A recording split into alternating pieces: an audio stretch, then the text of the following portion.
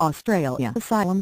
Abbott says Manus Island blockade broken. Australian leader Tony Abbott says an asylum-seeker protest at an offshore detention camp has been broken.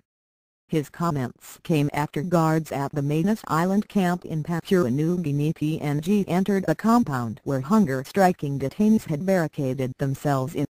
Some asylum seekers were reportedly arrested in the operation, which came amid an intensifying week-long protest. But a campaigner says hundreds of asylum seekers remain on hunger strike. Australia sends all asylum seekers arriving by boat to camps in PNG and the Pacific territory of Nauru for detention and processing. The policy of detaining asylum seekers offshore, intended as a deterrent, has been criticized by rights groups.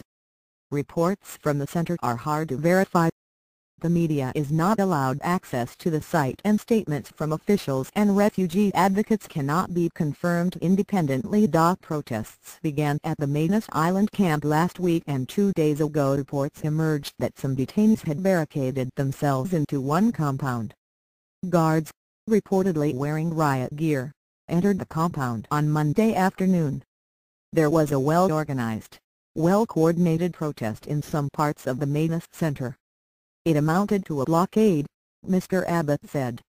The important thing is that order has been restored, he added. The blockade of the compound had been lifted. Australian Immigration Minister Peter Dutton said a degree of force was used, but said the situation didn't escalate to the point where the police had to present themselves and be in conflict with the people that are in the center. Ian Rental, a spokesman for campaign group Refugee Action Coalition, told the BBC 58 people had been arrested.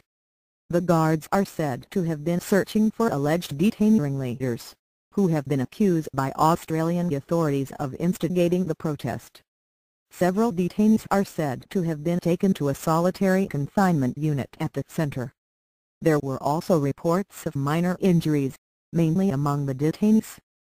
The situation at the other compounds at the camp is not clear. According to Mr. Rental, hundreds of asylum seekers are still on hunger strike. On whether protests continued at the center, Mr. Dutton said, "There will still be some people who refuse to take water or food and will self-harm, and we don't want to see that." Tensions have escalated at the center since the protest began last Tuesday. Several detainees have reportedly been harming themselves by sewing their lips together and swallowing blades and washing powder. The health of those on hunger strike has worsened, with accusations that the authorities stopped providing water, as well as food, to some detainees.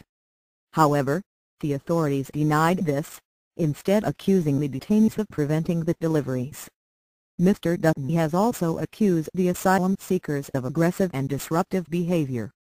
The detainees are reportedly protesting against a plan to move those of them who have been officially recognized as refugees to Nauru, the capital of Manus Province.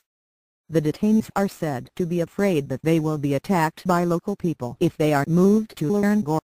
The Manus Island Center was the scene of deadly riots last February, when local residents entered the facility and clashed with detainees.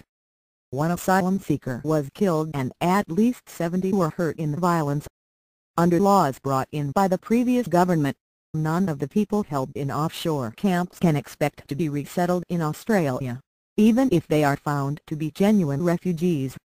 The government says its tough policies are aimed at ending the flow of boats carrying asylum seekers, so that no more people die making the dangerous journey to Australia. Only one such boat reached Australia during 2014, compared with the 401 which successfully reached shore in 2013, according to local media reports.